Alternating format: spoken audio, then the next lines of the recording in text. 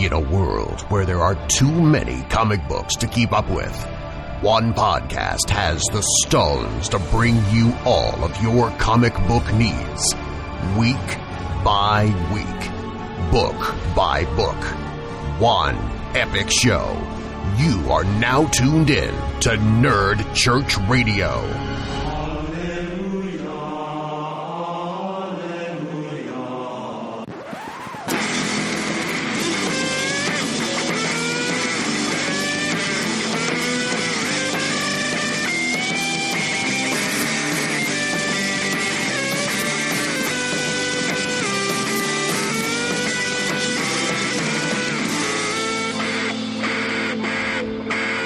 Hello and welcome to NCRDC Mass, episode number 40. Holy crap, we're at episode 40. Okay, cool. I'm your host, Ben Dupay. I'm Bradley Butan. I'm Travis Roseberry. And we are your comic book overlords. How's everyone doing this week? Good. Yeah? Finally got a little rain here in Des Moines, so things somewhat cooled off. Yeah, a little bit, man. It's been crazy. Like, I bought a bike, and I've been wanting to bike to work. I biked to work one time, but then after that, it's like... Do you wear a helmet? Nick, before I go out again, I'm going to be buying one. You better wear one. Yeah. Well, because there's this giant hill on Grand that I ride up, and I had to walk my bike halfway up it the first time. But then on the way home, you're going down this giant hill, and it was a little slick out, like it had been raining, and I was like, dude, this is like kind of dangerous. Like, you're going fast, you know? So, yeah. NCR endorses helmets. Thank you. Yeah. Don't smash your head if you're riding a bike. Wear a helmet, you know, all that stuff. So, yeah, man. But otherwise, it was a good week. Just dealing with school. I got a math midterm to take on Monday, so that should be interesting, I guess, is the word. You can't pay me. I'm not going to go do your math. The thought occurred to me of like, it's an online class, so like you go in to take your test. I was like, what would stop someone from just like going in? But like they make you show a photo ID.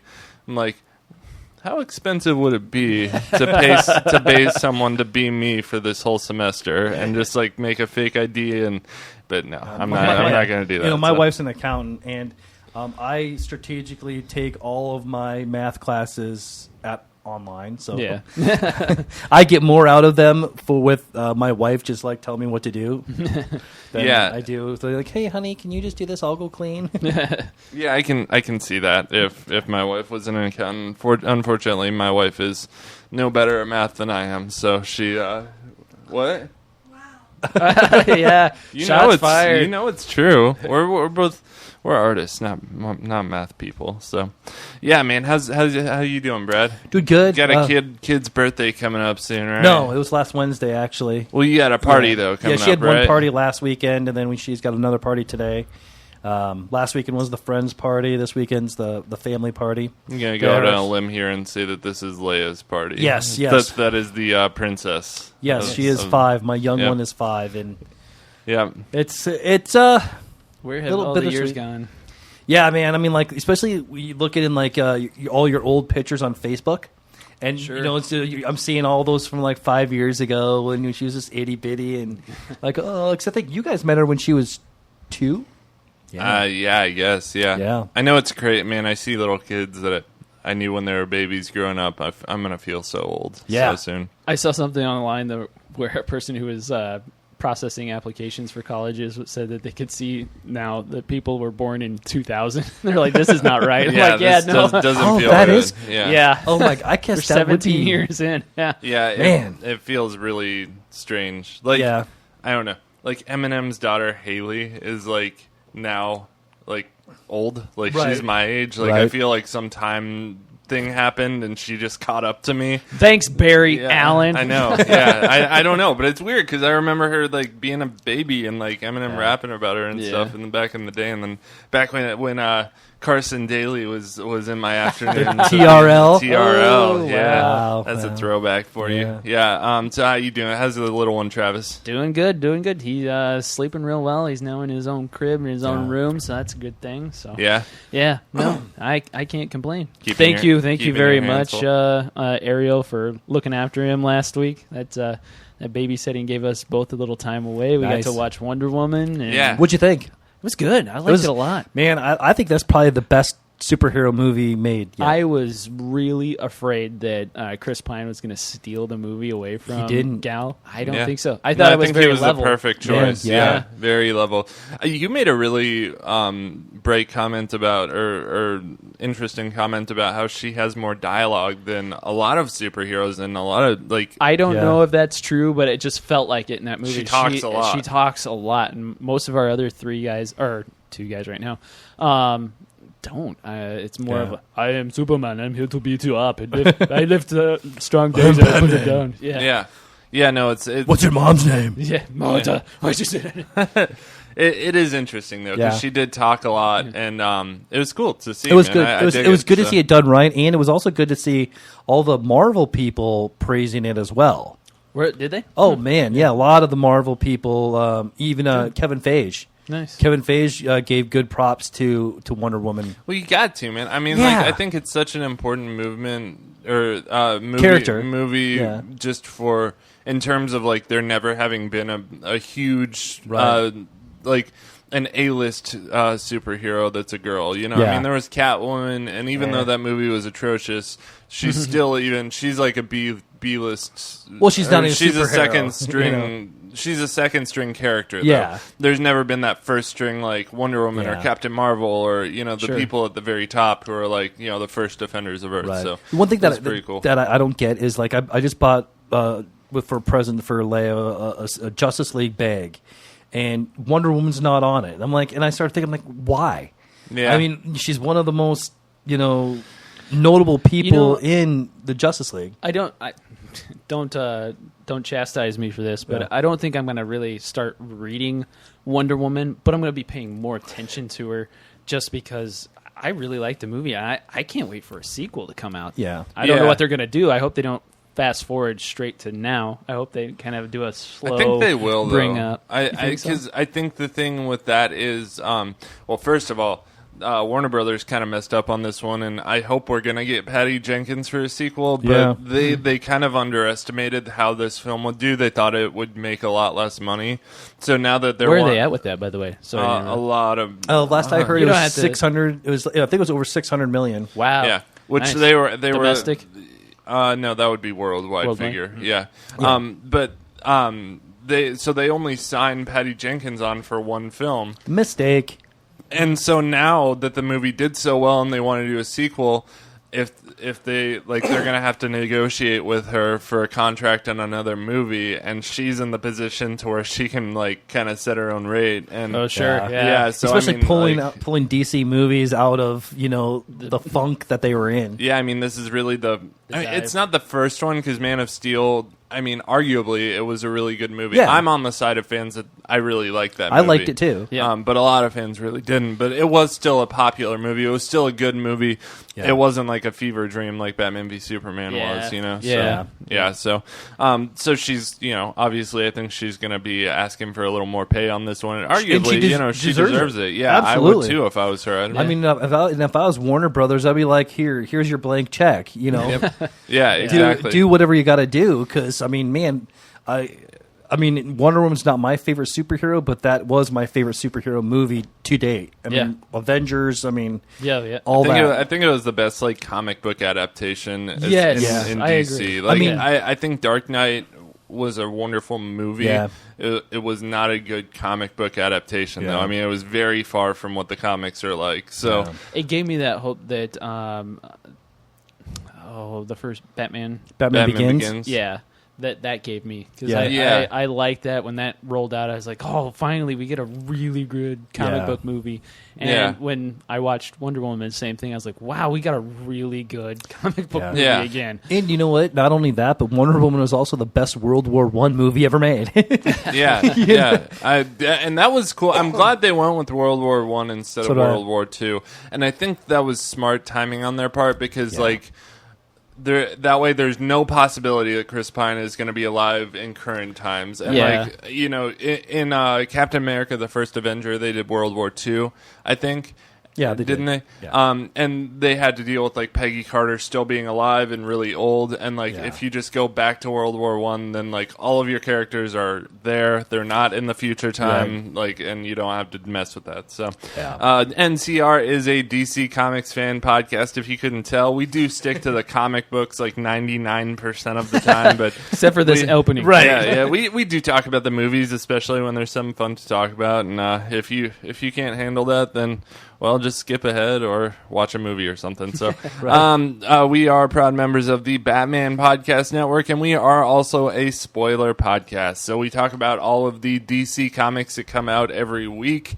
We talk about plot beats, character developments. I clearly label the timestamps for each book down in the show notes. So if we get to a book you haven't read yet and you don't want to have spoiled, just skip ahead to the next one, press pause, go read the book, come back, listen to us, whatever.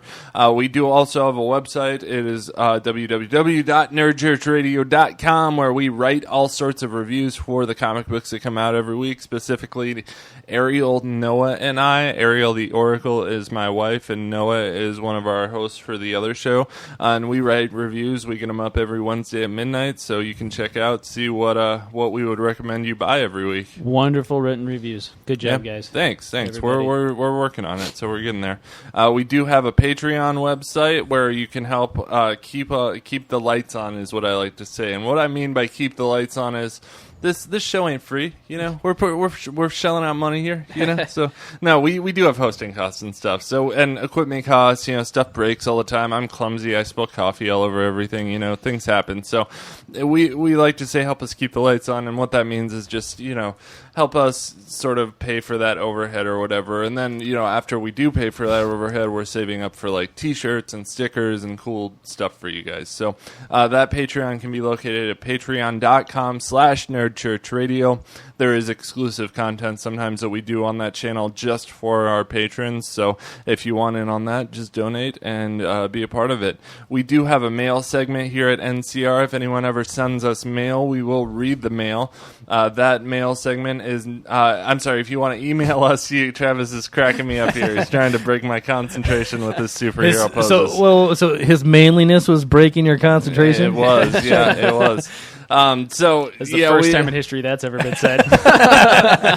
Or was it? So you can email us at nerdchurchradio@gmail.com. If you email us your thoughts on the books or your thoughts on whatever else is happening in your life, and it's nice, we will read it on the show. If you want to call and leave us a voicemail, you can do so at 641-715-3900. Extension 345703, and if you leave us a message, we will play that on the show. And that's all I got for all the annoying business talk, so we will move things on to the news. Let's just in the news.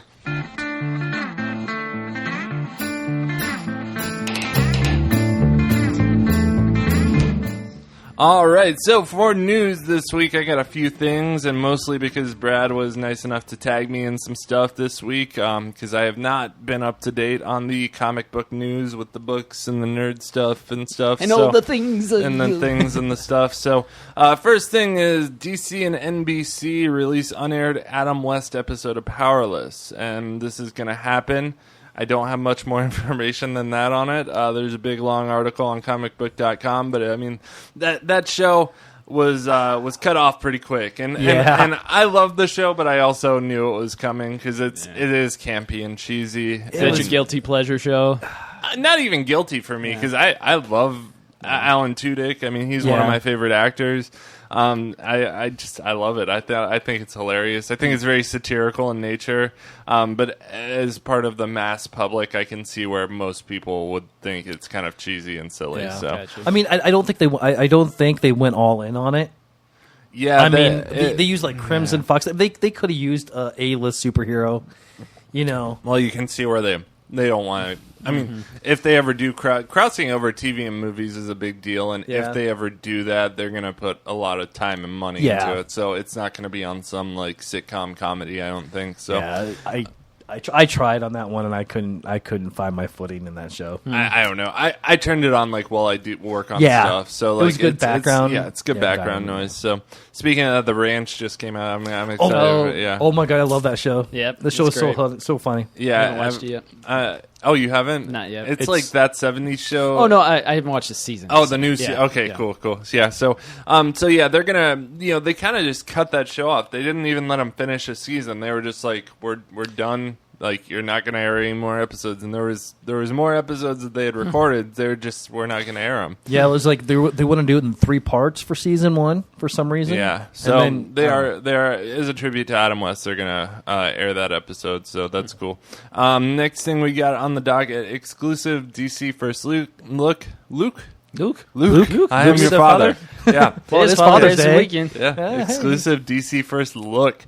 September's Action Comics and Detective Comics titles. So Action Comics, they're going to have one called The Oz Effect, and that's going to reveal Mr. Oz's identity and true nature. Which, I mean, we know it's Ozymandias, so but I'm excited that they're diving more into. I'm excited for the content. It's like I hope they don't make a big deal out of like revealing who this person is, because we all know who it is. Like, but but going back and seeing like where his standing is throughout all of Rebirth so far, I think it is a good idea if that's what it does. Yeah, I mean, he's just been this Where's Waldo throughout Rebirth. He's been popping his head up like a groundhog all over the place. So it'll be interesting to see where he comes out. So that's Action Comics number 987. That's going to be written by Dan Jurgens, art by Victor Bogdanovic, and then there will be a lenticular cover, which kind of like that gets in line with the button. They have those lenticular covers too. So, and the solicit for this reads: The Oz Effect Part 1. The agents of the mysterious Mr. Oz begin to move as the Man of Steel works to stop the chaos they unleash in Metropolis and across the globe. But when Mr. Oz steps from the shadows, his identity rocks the last son of Krypton to his core. The story that began in DC Universe Rebirth number 1 begins to end here. So it's beginning to end. I don't know what. Yeah, anyway, whatever. So, yeah, I'm excited. Be $2.99. Lenticular cover will be $3.99. So. Cool. Awesome. Definitely worth your money, though. Yep. Action Comics number 988. So that is the next issue. The Oz Effect Part 2, as Superman struggles with the ramifications of Mr. Oz's identity, the mysterious figure's origins, and the long road to Superman's doorstep finally reveal themselves. And then we have Detective Comics number 965, and that's James Tynion IV, art by Eddie Barros. A Lonely Place of Living, Part 1. It's the story you've demanded. Where in the world or otherwise is Tim Drake? Red Robin's faces a crossroads, escape the most devious prison ever devised, or find himself abandoned beyond time and space for all of eternity. Blah. Not much of a choice, right? Right, yeah. So, but when he finds out just who is locked in there with him, Tim's world will change in ways he never imagined. This is one of the biggest stories of the Rebirth era. I don't know if I'd call it an era yet. It hasn't even been a year, but one of the Rebirth. No, not quite. Not yet. Not quite. Okay. Getting there. Close, though. Yeah. Setting the stage for an explosive Detective Comics epic, and that's in September 27th. So the first issue of this is Action Comics number 987. That's September 13th. So be on the lookout for that, and that'll kind of lead us into Doomsday Clock. So still not really getting much for the next July, August, so a couple months. Yeah, we got a couple months, then we're going to get teased a little bit by this stuff. I think it's all going to be kind of a prelude to Doomsday Clock. Doomsday Clock, yeah. So what do you guys think on this? Excited? Not excited? Oh, I'm excited. Oh yeah, I don't even want to try to speculate on anything because I'm along for the ride, baby. Everything looks good. I mean, I'm sure we're gonna get some real stinkers in there, but other than that, I'm excited to see where we're going with this whole Watchmen thing. So, and it sounds like Superman might know some more about Ozymandias. Hell, he will. Yeah, because like it's shaking him to the core. Does he already know something, or I don't know. I don't know. There again, we're speculating. Yep. Yeah. I don't know. I mean, I'm a little. Hey Ben, what? question for you? Yo, what do you call a Southern lumberjack? What's that? tree feller. That's good. And I love how you kept it on topic with that, too. That was... No, I lost my train. It worked. No, I'm annoyed though not with you, but with the fact that I thought it was a good pun. No, it was a very good pun. No, I'm annoyed with the fact that they're like kind of teasing a tease. I don't know. It just all seems like right. It's just a lot of teasing, and I think they're gonna end up with a lot of angry fans if they keep teasing. Like, because you've got us on the hook for this. But don't push it too far. Don't release these little events that don't give us anything, and people think they're gonna get answers. I mean, Speaking of on the hook, I went fishing last weekend when the Des Moines or the Iowa Open fishing thing where you didn't have to have a license, and I caught a fish down by Gray's Lake. I think it was addicted to drugs. I don't know what it was on, but it sure was hooked. Oh, okay. I like the build up. That was great, man. Yeah, that was a very good build. Yeah. So, last piece of news we have here is my browser. All-Star Batman to end, but Snyder promises story will continue. This is from Comic Book Resources. And I'm so angry about the way this article starts. The first sentence makes me so mad. I didn't read it. What? Considered the crown jewel of DC Rebirth, wah, wah. All-Star Batman was originally announced. The crown jewel of the toilet paper. Yeah, this is the crown jewel. This is the best that Rebirth has to offer. Is that the crown jewel and the Burger King helmet? Right, the paper crown? one. Yeah, no. This is oh god, I hate All-Star Batman. All-Star Batman was good when Jim Lee drew it. Back 2 or 3 years ago? Yeah, it was Frank Miller and Jim Lee. That was classic. Yeah. I mean, it was a satirical book about Batman and Robin. It was good. It was Otherworlds, but it was still good. So All-Star Batman was originally announced in March 2016, a showcase for not only a treasure trove of artistic talent like John Romita Jr., Jock, and Raphael Albuquerque, but a home for Scott Snyder to continue his incredible run with The Dark Knight that started back in 2011, which is pre-New 52 in Detective Comics. So they're going to end it, but it looks like the story's going to continue in Dark Knight's Metal, stuff like that. So I think the story's going to continue. I don't know, man. My thought on All-Star Batman has been like the art has been really incredible. It's been a really cool stylistic approach to drawing Batman, something you wouldn't expect in a Batman book. But the storytelling has just been totally like confusing, long, hard to read. It's always a chore for me to read this book. And I love Batman. I love Scott Snyder, but this one I have not been a fan of how he's written it. Do either of you guys like this book? I stopped following it a long time ago. Ditto. Yeah, for Travis to stop reading a Batman book is kind of... I mean, that's...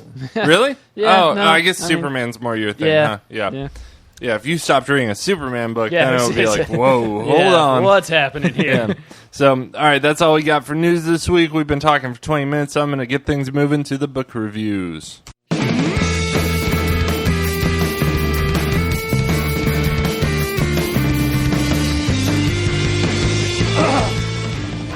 All right, so for book reviews this week, we're going to start things off with Dark Days of the Forge #1, and I feel like the reason we have to do this is just because it was like the biggest event book of the week, I guess. I would call this an event. Yeah. Would you guys call this an event? Yeah, definitely. Yeah. It's a prelude to an event. I mean, it's a prelude to Dark Knight's Metal, so it's not a standalone thing. But it is here, and it's freaking metal. So yeah, that was the headline to my review. I'm still trying to decide if I want to recap this whole issue for people because it's a lot.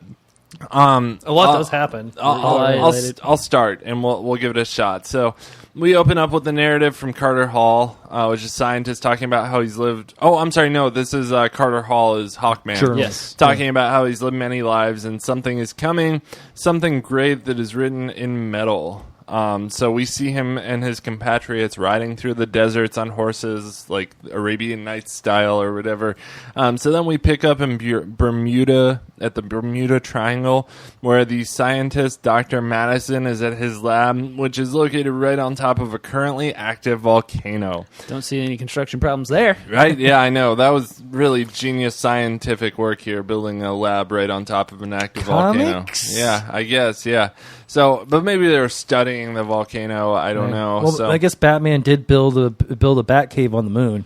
Yeah, but that's a whole lot less dangerous, I think, than building something on an active volcano. Anyway, he's talking into a recorder saying that people need to know there's something wrong with the Earth's core, something in the metal. I'm sensing a trend here with the metal. Yeah, laying it on pretty thick here, guys. So just as he's about to be totally engulfed by the flames and lava of the active volcano, Batman bursts out of a flaming lava wall wearing a giant mech suit. Give me your clothes. Yep, he scoops up Dr. Madison, and they make their escape to a nearby beach with the help of a gruff Aquaman. So far, so good. I was following it. It's like, okay, we're jumping around a little. We're like 3 or 4 pages in, but okay. So we pick up on Mogo. We jump over to Mogo where the Guardian Ganthet is telling Hal Jordan that he has a top secret mission for Hal. He tells Hal there's a problem. Rumblings in every corner of the universe, whispers of a stirring in the dark. And that's all we get. But he did show Hal where the source of the problem is, and that is where's the source? The Batcave. Bum, bum, bum. Yep. So back at Wayne Manor, Hal heads over to investigate what the problem is. He heads into the Batcave and is greeted with a kick in the face from Duke. Hal tosses Duke aside with ease and locates the source of the threat inside a wall of the Batcave. And Hal somehow phases through the wall. I guess maybe it's like a projection of a wall. It's not a real wall, but he just kind of phases through. And Duke follows along. So then we pick up in Philly. We see a place called the Campus underneath Philadelphia where Duke's mother is being held captive. She's very unwell and looks to be affected by the Joker's gas. We see the Immortal Man talking to an unknown person about how Immortal Man offered Duke's mom eternal life a long time ago, but she didn't take it for some reason. Mortal Man tells his hooded buddy that a storm's a-coming and the heroes are going to need help from the Immortal Men. And the Immortal Men is like, that's a book that's coming out. Yeah. It's going to spin off of Dark Knight's Metal. And I'm excited for them. I think that's what I'm excited for the most. Yeah, it's an interesting concept. I read the solution for it. So then we jump to a Hawkman origin montage. There's not much new here. Hawkman and his wife were affected by a ship made of nth metal a long time ago, and that's what gave them immortality. But then Hawkman talks about a mystery behind the story of his and Hawkgirl's lives, and we see a dystopian future with a skyscraper-sized Batman statue, and it's just not a pretty picture. I mean, like, it's a giant statue of Batman. There's mutilated people tied to the legs of the statue. It's gnarly. It's gross. So then we pick up... But also quite awesome. It's very well drawn artistically. Yes. So we jump over to Batman's super secret Moon Batcave. And apparently Batman and Mr. Terrific have been working on something, but I'm not sure what at this point. We do find out that Batman is about to take a journey, and he's going to need Mr. Terrific to let an unnamed person out of his box. And that unnamed person is Plastic Man. And that's all we get there. So, the rest of the story shows us Duke and Hal being led through the secret chamber of the Batcave to a room at the end. Inside the room is the Joker, just writing on a wall, random numbers, all crazy like. We also see Mr. Miracle meet up with Batman and Superman at the Fortress of Solitude. Apparently, Batman locked something up there a long time ago, and he used a lock that no regular person could even get into. So Batman gets into the room and finds the Monitor's vibrational towers from Crisis on Infinite Earths. And so that's it. It ends off on the picture of the Joker. That's the ending. So we've talked a little bit about this book. What do you guys think, though? What are your thoughts? Well, a couple of things on there as well. They did show that there was that scene with Dr. Fate's helmet, the Aquaman's trident, and Wonder Woman's bracelets. Where was that in the book? Yeah, I saw that.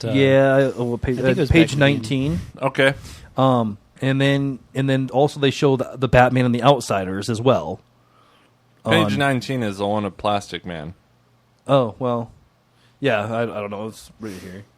Oh, okay. Yeah, okay. And then the Outsiders, which I guess I didn't get why the Outsiders needed to be in there.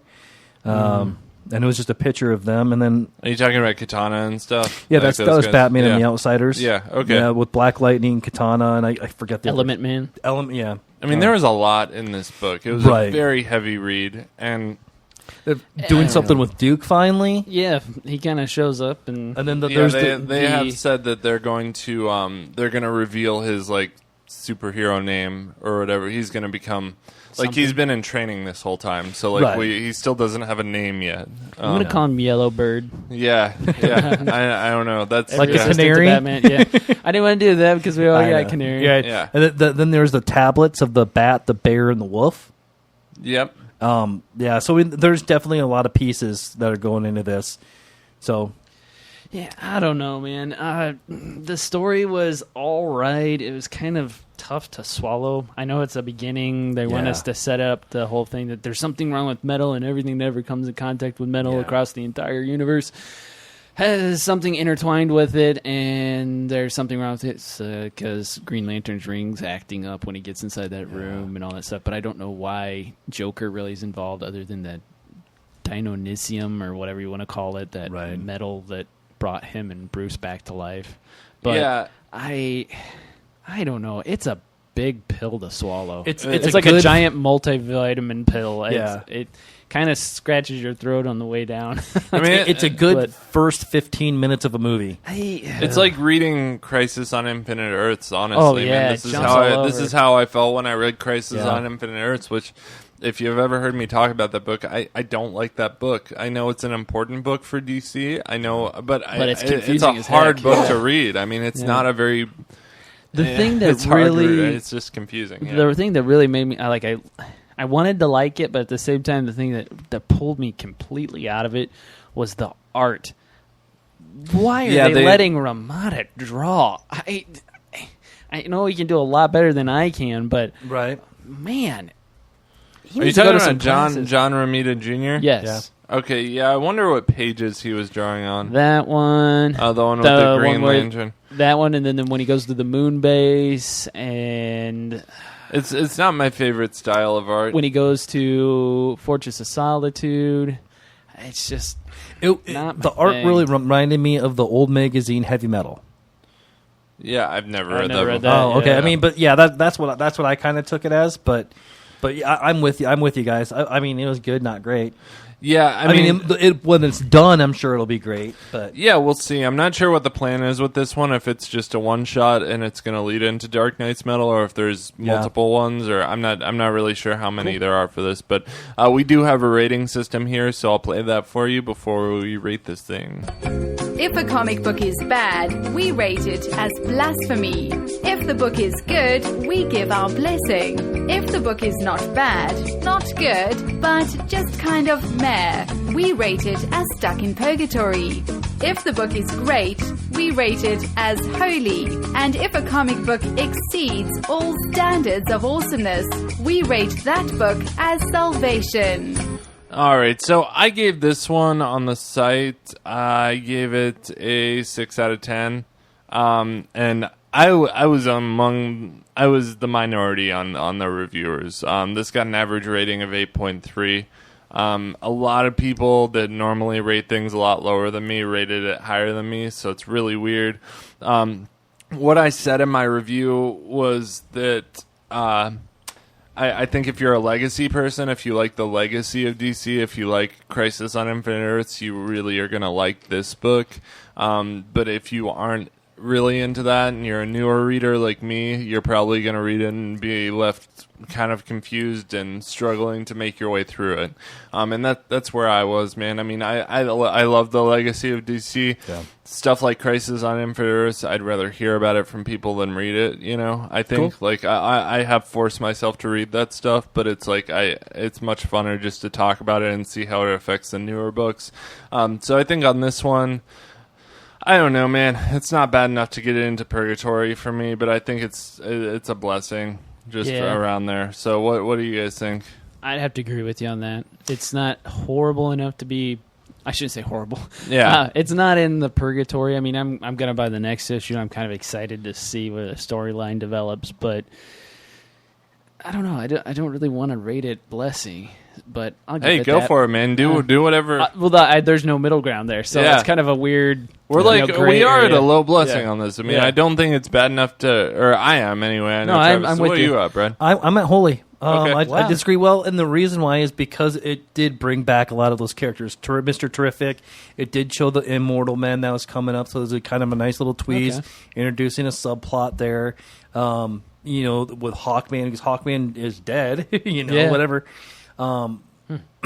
No, I mean, that's if cool. it hits you that special spot in your heart, then great. Now, the first time I read it, a lot of people rated it at what you're rating it, Brad. I mean, we're the minority here. Yeah. So I mean, like the first time I read it, I was right there with you guys. But then I read it a second time, and I'm like, this is. It was better the second time. Yeah. The art, but you're right. The art, I think that if there was some different art, it would have made a whole lot of difference. Yeah. Just pull Ramita Jr. out of there. I'm sorry. I am not a fan. He did a run on Superman and New 52. I just did not like. Weren't a fan of? No. The story was great if you go back and read through it, but the art, not my thing. Cool. All right, cool. So we will move things on. Travis, since you have more books than everyone else, we'll let you talk about Action Comics. All right, Action Comics number 981, Revenge. Jurgens. You go down. Pow, pow. We've got Jurgens, Herbert, and Hi-Fi. So High five? High five, yeah. Woo. All right. Zombies everywhere, but nowhere to escape. Where's Rick Grimes when you need him? Right. Soups is caught inside the worst of his nightmares caused by the vault. Well, he calls it the vault, but it's the Black Vault at Blackgate, correct? That prison? Bell Rev. I'm sorry. Blackgate. I screw those prison names up. Just as he realizes he's inside of the vault explodes around him, leaving Soups shaken, to say the least. He's on the ground, knocked out, in a big crater right at Amanda Waller's feet, right where she probably likes all the superheroes of DC. Yes. So, meanwhile, we see that super evil team playing team-building games such as Threat Circle, Chokefall, and finally they realize that they can terrorize together better than they can separately. So they go on a moonlight flight. Those three are Cyborg, Superman, the Eradicator, and Zod. And I kind of liked seeing those three flying together. That was pretty cool. Yeah, it was nice. I actually liked the whole interaction between the three of them. It was really good. Yeah, it was. And the Suicide Squad that I'm talking about is actually happens right before this. Yes, exactly. Yep. Back at ground level, Soups crawls out of his crater, but can't seem to shake the effects of the Black Vault. Waller tells him that Zod has escaped, and Soup heads off to find him. Fight ensues, but Soups is not faring so well. So when Zod knocks him out, when Zod knocks him out of range, he chooses to run away instead of staying and fighting.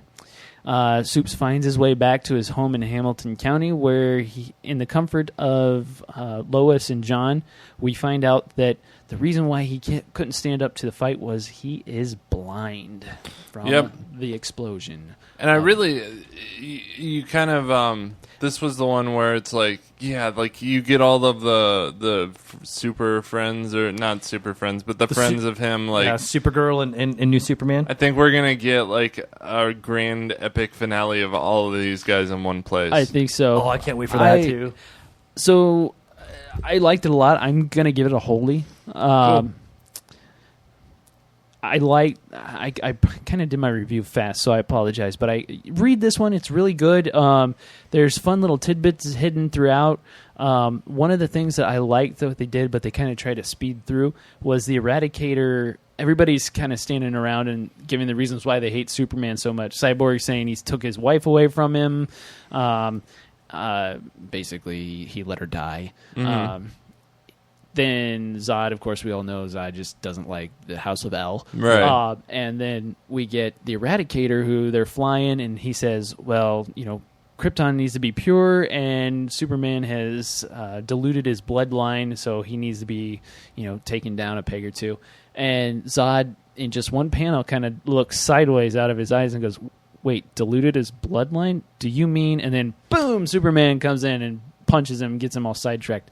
So now does Zod know that he has a family here on Earth that he can use to manipulate? That was kind of cool. I like that. Oh, cool. Okay.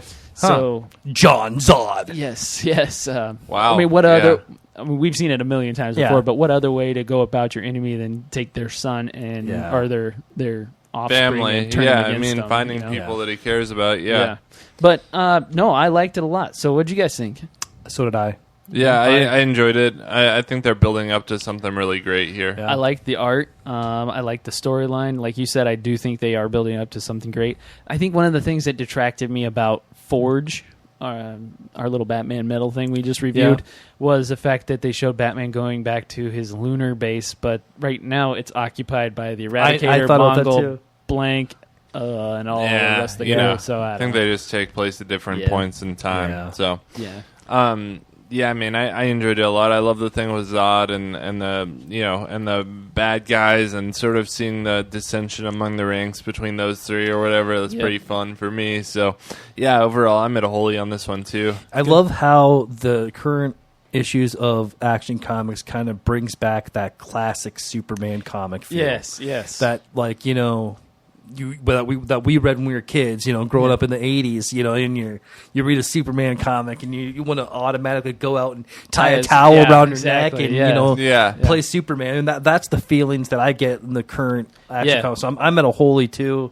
I was actually even thinking Salvation on this. This is probably one of my favorites of the week. That's cool. But I'm not at a Salvation on it yet, but I think this build-up could be pretty epic with Supergirl and Superwoman. Was Superwoman in it? Yeah. No, I don't think so. That was just none of them are in it. Yeah, it was Supergirl was right next to Cat Grant, and then and then you had the new Superman little panel thing too. Yeah, and Lex Luthor and so it's Supergirl, Lex Luthor, and the new Superman. Was that it? Yep. Yeah, so we're going to get those three coming to Superman's 8 or whatever, so that'll be pretty cool. Yeah. All right, so we will move things on here. Brad, why don't you talk about Suicide Squad number 19? Sounds good. Written by Rob Williams, art by Neil Edwards. It's the Suicide Squad versus Cyborg, Superman, and Eradicator. Probably should have talked about this one first. Yeah, probably. That's all right.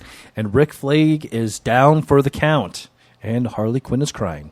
Cyborg, Superman, and the Eradicator came for one thing, and that one thing is Captain Boomerang. No, that's not right. Not really. No one ever comes just for Captain Boomerang. No. Yeah, he comes back around. Right. I love that. He's like, is it boomerangs you came here for? So, no, they're actually after General Zod with the partial brain missing. General Zod cares not for the cheap knockoffs of the House of L. General Zod wants to open the Black Vault and let his army from the Phantom Zone out and take over Earth. Cyborg. That's good. Thank you. Yeah. Thank you. Cyborg Superman finds out the hard way that Zod doesn't take orders from anyone. The Suicide Squad comes up with a plan to close the Black Vault with a wounded but crazy idea from Rick Flag, who steals Waller's attempt at a good deed and sacrifices himself to save the day. Then Zod flies off with the Cyborg Superman and the Eradicator.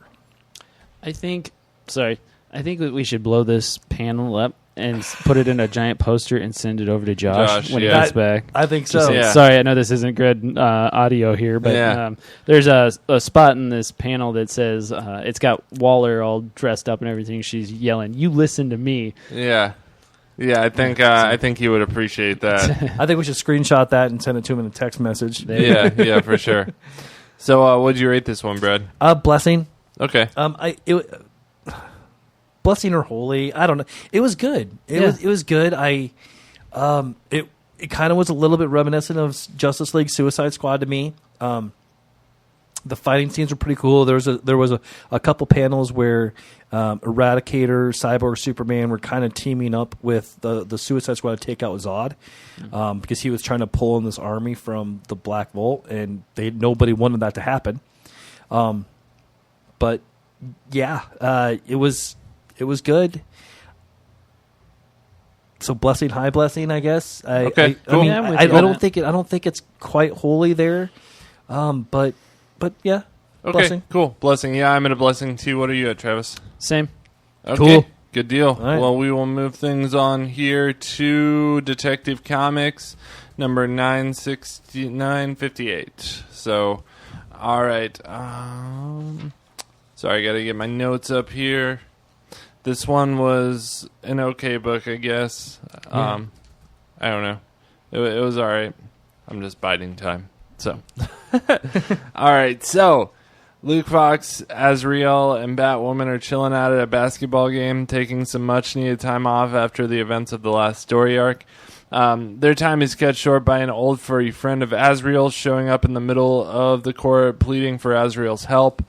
Luke shuts off all the lights in the stadium with his techie genius, and the 3 Bat Family team members make off with Azrael's friend Nomos.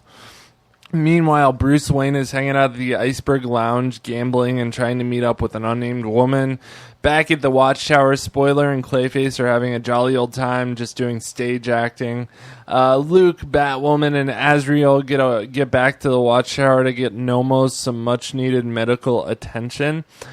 Kate demands some answers from Azrael on what's going on, and he takes this time to explain a few things to her and to us. Azrael was not born. He was engineered in a lab by a group called the Order. The Order tried to break Azrael's ego, and Nomos was the one to do it. So is there a way of like breaking down their people or whatever? He was the Kilowog in the Order. Yep. So the Order has just killed off the entire Old Guard and Dumas. This all kind of was lost on me. I just haven't read any of the older stuff involving Azrael. I've read a little bit of it. I read Nightfall Part 1, but I didn't read any of the other stuff. So. I read all the old Azrael books. Yeah. Like the actual main title. I used to have them all. Because didn't he step in when Batman had his back broken? Yeah, Nightfall. Yeah, basically became Batman and took care of the city. And they do talk. My extended knowledge of him. They do talk about the Order a little bit in the solo series of Azrael back in the day, but not really much. But anyway, sorry to no, that's okay. So Ascalon is the new Azrael, and he's after the Holy Sword. I think that's what he's after. Again, this is from my perspective. I may have misinterpreted this, but that was what it seemed like to mean. Meanwhile, back at the Iceberg Lounge, Bruce is hanging out at a gambling table. His contact lenses with microcomputers are able to identify everyone in the room except for one hooded religious-looking guy. Bruce sits next to this guy, and the guy explains that he's almost out of time and is just trying to enjoy the small amount of life he has left. That's when new Azrael smashes in and attempts to kill this hooded religious-looking guy, but the assassination is foiled by the girl that Bruce Wayne is there to meet, which is Zatanna. That was a pretty cool. Yeah, no, it was. It was cool. It was. I feel like that was my favorite part of this book. You know, I mean, like the rest of the book was kind of like, well, whatever. Dinuak. It was kind of cool to see that. At the end of the week, after Brad had said he just can't wait to see Zatanna again. I know. I think this was the first one that I read because I kind of forgot about it. But I got down to that point. I was like, hey, look there, Brad's gonna be happy. I was. There's a lot of big players that came out this week. I mean, Zatanna came out. Penguin was in it too. Yep. Calculator came out in Batgirl and the Birds of Prey this week. He's there. So. I feel like they're adding these characters to books that like they don't really need extra characters. Yeah. Like we have 10 main characters in this book, so I feel like True.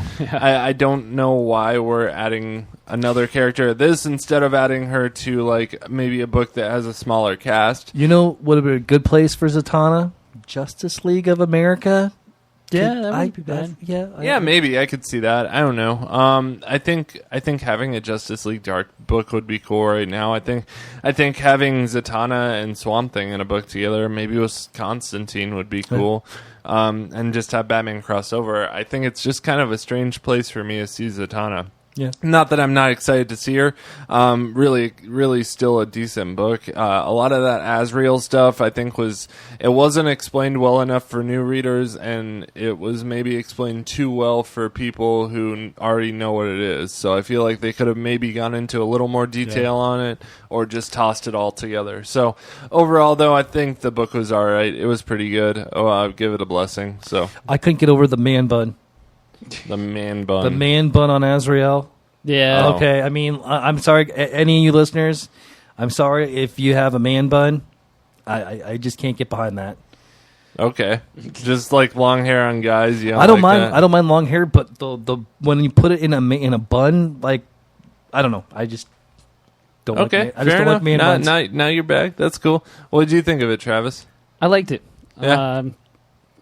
I'd say Blessing's fine. Blessing. Yeah, okay. I'm Blessing. Okay, Blessing. good deal. Well, we will move things on here to... Hey, why don't we talk about Hal Jordan and the Green Lantern Corps? Okay. All right, sure. Cool. Hal Jordan, Green Lantern Corps, Fractured Part Uno. So that's part 1 if everybody doesn't speak Spanish. Right? Sure. Let's see here. Our creative team is Vendetti, Shiver, and Wright. So, we're opening up on a bank vault planet that has a super awesome security system here. It gets compromised somehow, and all the Scourge of the universe swarm around and try to steal the universe's money out of this bank vault planet. So that trips the old silent alarm to the Green Lantern Corps, and the GLC shows up to restore law and order. We find out that it's Bolfunga that's leading the charge on this planet to pillage all the funds and everything. Bolfunga's a long-time Green Lantern foe enemy. Yeah, so don't ask me a whole lot about him. I just know that that's one of the old... They went back in the file drawer of enemies and found one and went, yep, that'll do. That'll do. Let's put a space pirate in there. Yeah, exactly. Cool looking character. So we find out that Bolfunga is behind all of this, and the GLC take him into custody. But Bolfunga demands conference with the Corps leader. So they take him back to Mogo. Kyle offers Soranik her ring back in a little 2-page splash there, but she says she can't accept it because she's part of the Sinestro Corps and she can't turn her back on that. She's got her morals and whatnot, but she still has it. It's floating there at that last panel right in front of her, so maybe... I think we got foreshadowed 2 or 3 issues ago that that's... What was the guy that was supposed to be Kyle and Soranik's son? I don't know. The future. Yes, the future thing. It says that was one of the first steps to the fall. What? Yes, thank you. What is it for the listeners? Say it again. Seiko or Seiko, okay. Something like that. Yeah, but that was one of the first steps to the fall of the GLC. Was the yellows divide and then they fall. Blah blah blah. So Bolfunga meets with Stewart and Jordan. They play bad cop and silent cop, really. Yeah. When they find out that Bolfunga has dirt on the GLC, that one of the Green Lanterns has killed a Yellow Lantern, and this news could destroy the newly formed Corps. And that's where we leave off. So cool. I love the art. It was fantastic. Really cool artwork. The page layout. The layouts were amazing. Holy cow, too. that was just so good. The double splash page, reading it on a PDF isn't as great as it is in real life. Yeah, totally. The splash page was amazing. Who did the page Jordan layout? comes in. I got to give props to. Yeah. The story was okay. It's a start, Obviously, it was just your typical. Here's a problem. We're getting it resolved, but really, there's more to the problem. So stay tuned till next time.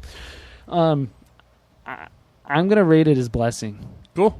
Yeah, I can't rate it. I haven't read it yet, so I've just kind of leafed through it. This was if you don't know what's really going on, it's not a bad issue just to jump into. Yeah. You don't really have to know much about it. So cool. It's very sci-fi. I'll probably jump into it then. I like the whole bank thing. I like all story, the different. I like all the different species and everything. I mean, in my mind, when the first thing, when they first go to the bank planet, I don't know why, but I thought of Mission Impossible. I don't know. Oh, cool. Okay. They're breaking into the blank planet that can't be broken into. That's cool. No, I'm with you. I read it. I liked it. I think this was the first book of the week. No, second. I read Action Comics first, and then I read this. Good choice. Yeah, I always try to go alphabetical order, so I always see Action Comics like ooh, and it's really good every week. Yeah. But I'm being a huge Green Lantern fan. Man, it was good. I mean, awesome.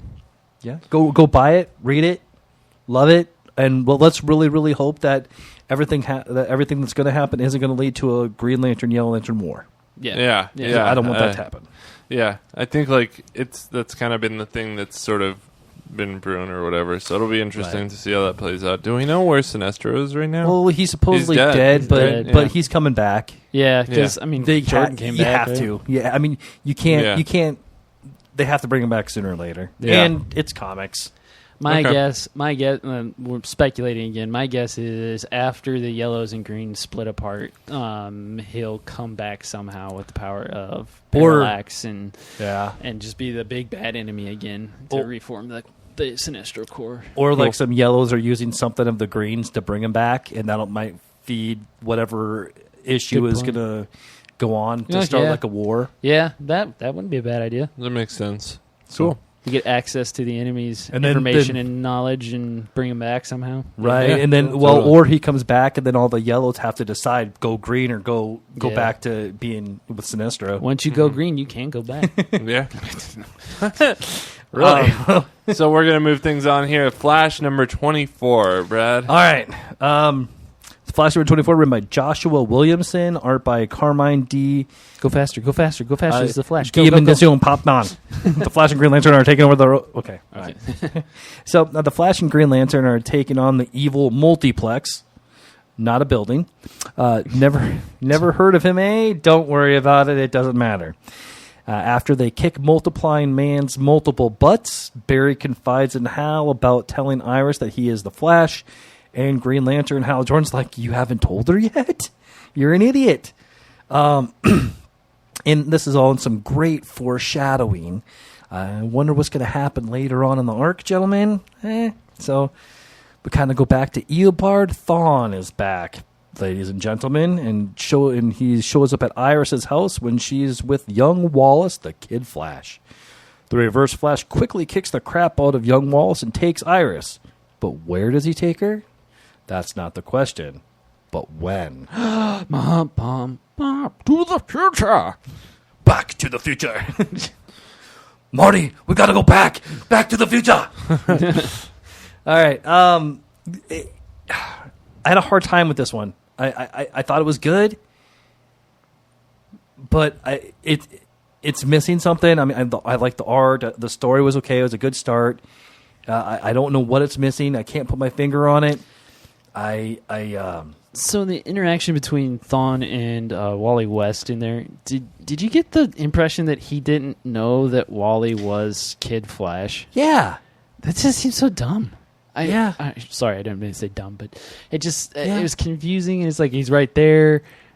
He does something like he shoots him with like a lightning bolt or something before he becomes the Kid Flash. Like he changed into the costume to push Thawne back, and then he like runs and gets his costume and like change. I don't know. Yeah, it was and really then like weird. he beat up Wally, and then like as he's recovering, he breaks his leg again, and it stayed like that or something. Yeah, slowing him down. It was kind of like Doctor Who. If you get shot when you're regenerating, you're going to die. If there's any Whovians out there. But I'm anxious to see how this plays out. But as of right now, I think if I had to rate it, it would be, it'd be a blessing. Okay, it'd be very, very low, almost purgatory. Because I don't know, there's I must be missing something in the story because everything in it, I can't find anything I didn't like about it. But I'm missing something to make it make sense to me or something. I don't know. Agreed. I'm in the same boat as you, Brad. I don't know what it's supposed to be about. Yeah, right? Yeah. I mean, there's threads of a story there, but at the same time, it's like, I don't know. And then it's like go to the future, and then Eobard Thawne died and is back. I wish they would have kind of held off that a little bit longer, maybe. But yeah, I don't know. Okay. Yeah, I haven't read it yet, so I can't really say one way or the other. So yeah, I'm gonna read it today, actually. So yeah, I'd like to know your thoughts on it because it was just a hard one to take in. Yeah. I remember I tried to read it like 3 times before I actually got through it. I mean, I just got sidetracked and it wasn't important enough to say, all right, no, wait, Yeah, exactly. But yeah, I mean, I tried to read it eating Honey Nut Cheerios and it didn't work. Yeah. Do we think that this is the real Eddie Thawne? Oh yeah. Yeah, he goes back to the 25th century. And I mean, because it starts off the 25th century at the Flash Museum, and then kind of goes back from there. Okay, cool. I mean, they didn't really use Green Lantern as much as I thought they would either. Yeah. It was kind of a weird thing to bring in. I did like in there when he's fighting multiplex, he says, "I just need a second," which that was kind of weird. You're like, why would the Flash need a second? Then they kind of explain, he lives so fast that every second feels like a year or something like that. And I did like how he's just like standing there as all this crap is going on. And he's just observing. He's like, "Oh yeah, that's the right guy." And then he goes over and right, and they did a good job in the layout and the paneling and the art, slowing your brain down in that time too. So like as you're reading it, you're like, okay, yeah, I can definitely see that time is slowing down. You're looking at it through Flash's eyes, sure. Which that was really cool. Yep, so. Sweet, awesome. Well, we will move things on to our final book of the week, which is Titans number 12. Yes, Titans number 12, Abnett, Rocafort, and Brown, which. If you've listened to any of my other reviews with Rocafort as the artist, I think he's amazing. I think that DC should allow him to just come into the building and do whatever he wants. Yeah, he's a great artist. And he's a fantastic person. I met him at Comic-Con one year, and he'll talk to anybody for as long as you want to talk. I love people like that. Yeah. I met Sting. When I do security, and he invited all the security people back to the hotel room that he was staying at, and this is in Spokane, Washington. And he talked to every single buddy. I mean, he's like, "Help yourself. I'm going to read a book."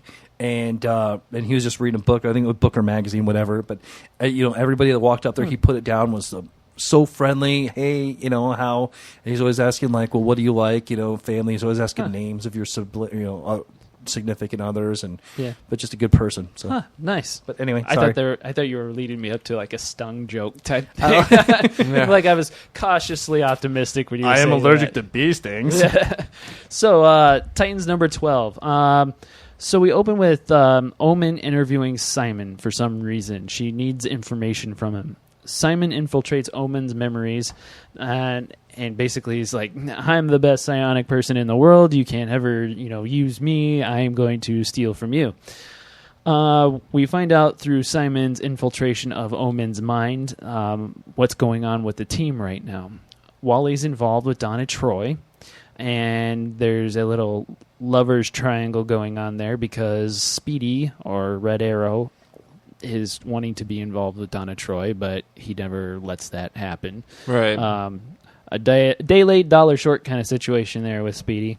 It's like a soap opera drama kind of. Exactly. Yeah. Omen and Garth have something going on. And correct me if I'm wrong, we're not talking Garth the Animal Man, we're talking Garth the Aqua guy, right? Yeah. Yeah, okay. He's Tempest, yeah. thank I thought you. He was gay. Yeah.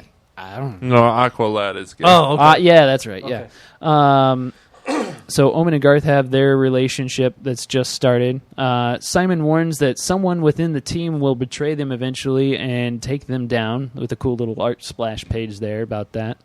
Yeah, it's an interesting sort of thing. Omen just allowed Simon to access all of her memories, so she could allow the two-way psionic link between the two of them to use it as kind of a backdoor situation, so she could get into Simon's mind and find out the information she needed, which was where Hive was storing the stolen memories of Bumblebee.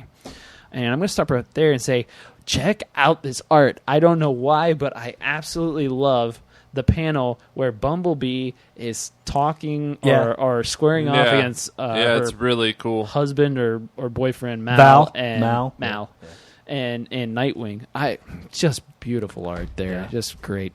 So we find out that Omen then reveals that she is more of a formidable foe than she's been leading Simon on to think she was. And she lays the psionic smackdown on him, and then the team and her go and find the memories that were stolen from B. So cool. It was a good book. I read it really quick. It is a serial comic. I would probably pair this one with very nice Honey Nut Cheerios. I will try that. I will definitely try that. I think that's something we should start doing. Let's do that. Let's do that. Let's start pairing these books with cereal. Should you eat? But I give it a blessing. Cool. I would say holy because I haven't been following everything, so I've been kind of waiting. But just as a one-off story, I'd say blessing for sure. I was glad to see them doing stuff with Omen because she's always in the background, never like taking kind of front. But yeah, she's cool. I mean, she's so much Jean Grey. Which I love about that superhero. And having like a group of a bunch of young 20s, people. Yeah. This is a CW TV show written all over. Oh, this episode, definitely. This issue. Yeah, I mean, and I think this is going to be the direction they go for, like, the DC streaming service. They're making a live action Titans, show, or Teen Titans, I hope or whatever. So I hope so. Yeah, they're doing Dick Grayson, so I think they have to do like all the other members of this Titans team. Yeah. But yeah, I mean, I think this was awesome. I love Rockefeller's art. It's beautiful. I give it a holy. It's not really as much of a one-off as it is just continuing the story from before the Lazarus contract started. Like, Bumblebee had her memories stolen, and her husband's and her dealing with that, and she had just gotten her superpowers back. So they're picking up now from where they left off before Lazarus contract. So Ben, have you seen the cover to the beginning of Batman Metal? Yep. You have? Yeah, I think that Capullo drew. Yeah. Ah, cool. Yeah, that was the one you tagged NCR on Twitter, right? Oh, okay. Capullo just tweeted it. It just showed up on my inbox. So it's a black background. It says Metal, and it's got all the Justice League. That is very, very reminiscent to an Ozzy CD case, or Ozzy or Black Sabbath. I can't think of it. Yeah, I don't know. All right. Anyway, sweet. That's Check really that cool. out. Greg Capullo tweeted it. So we are over on time here, so we're going to leave things off. If you want to find us anywhere, we are on social media at Nerd Church Radio. Again, you can donate to us on Patreon at patreon.com/NerdChurchRadio, and check out our written reviews at nerdchurchradio.com. If you want to find me on Twitter, I am at IndieComicBen. Brad, where can we find you? I'm on the Twitter as well at Bradley, BRADLEY_Butin, BUTIN. I'm sorry. And Travis, where can we find you? I'm on Twitter as well at TritonTR. That's TRITONTR. So go to Twitter. Awesome. And that's all we got for you guys. So I'll say peace be with you. And also with you. Peace out, planet Earth. Later, everyone.